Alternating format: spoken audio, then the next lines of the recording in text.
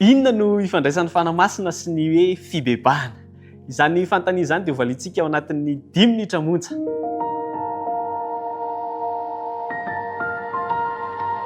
Ny olona anankiray raha manao fahadisoana amin'ny olona anankiray hafa dia miala tsiny izy ao aoriana kely ao. Mety ho ela ilay fotoana, mety ho haingana, fa miala tsiny izy. Inona ary no manosika an'ity olona ity andeha hiala tsiny?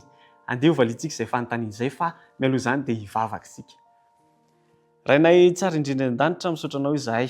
Menao fotoana mbola afaka hianatra ny teninao indray ka sio ny fonay mba ho tonga tanolona ka handriny ny teninao ka hamoazanay be amin'ny fiainanay. Amin'ny anaran'i Jesosy, amen.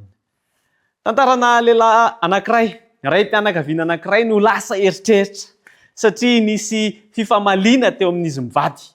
Ity eritreritra ity dia lasa ry nitondra nenina teo amin'ilay raim-pianakaviana, ilay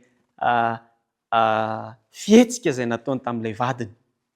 Rehefa nandeha nefa ny eritreritra dia tonga tamin'ny fanamarinantena ilay izy. Tsy mendrika azy ve reny?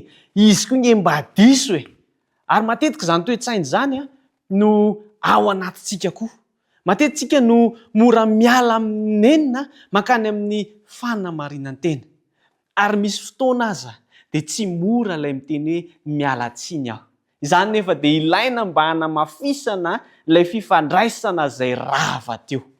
Eo amintsika sy Andriamanitra ihany koa dia misy elanelana izay mampisaraka antsika. Tena Andriamanitra dia milaza hoe ny elokareo no mampisaraka anareo amin'Andriamanitra. Ary ny fanamasina no mampatsiahy antsika ny fahotana izay vitantsika. Izy no mikasika ny fo. Isika nefa ilay mora mandala ilay feo mibitsika satria isika dia manamary-tena.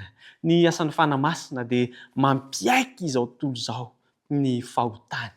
Ary izany nefa dia fanomezana lehibe avy amin'Andriamanitra mba hanamboarana indray ilay elanelana izay mampanalavitra antsika amin'ilay pary antsika. Ny zavatra tian'ilay tsika dia ilay miankin-doha amin'izany fanamasina izany mba ahaizantsika mamantatra ny fahotana vitantsika sy hialantsika amin'izany fahotana izany. Raha tsy misy ny fanamasina dia maty ara-panahy ny olona anankiray. Ary na dia hibebaka amin'ny herin'ny tenany azy izy dia tsy ahazo izany fibebahana marina izany. Misy fotoana mantsy malahelo noho ny asa ratsy vita ny olona anankiray satria nisy voka-dratsy nateraka ilay fahotana tao anatiny tao. Tsy izany no fibebahana marina. Ny fibebahana marina dia ilay hirifiry tanteraka izay ateraky ny fahotana vita.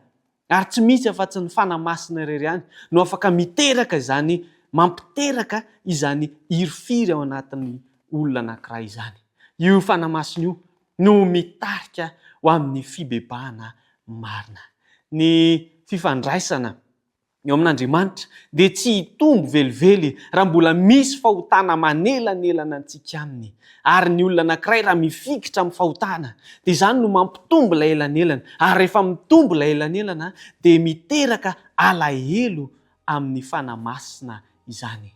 Izao anefa, Andriamanitra dia maniry fatratra ny amela ny helokontsika, amela ny helokao. Maniry fatratra ny anadio anao raha vonona ianao ny hibebaka. Amin'ny herin'ny tenantsika dia tsy mety ary tsy haintsika ny anina izany fahatanteran-toetra izany. Fa ny fanamasina irery ihany no mitarika antsika ho amin'ny fahadiovampo, ho amin'ny fibebahana tena marina. Ny antso ataoko aminao amin'ity fotoana ity dia maka fotoana fohy iresahanao amin'Andriamanitra. Maka fotoana fohy angatanao fahendrena amin'Andriamanitra mba hanaiky ho tarihin'ny fanamasina. Andehantsika hivavaka. Rainay tsara indrindra an-danitra misaotra anao izahay. Nomenao izany teninao izany. Aoka mba ho kasianao ny fonay ka mba hanaiky hiasan'ny fananao masina izahay. Mba hanaiky ho tonga eo amin'ilay fibebahana ka ny tananao no hamafa ny fahotana tsirairay avy. Anaran'i Jesosy no hanonona zavavaka izany. Amen.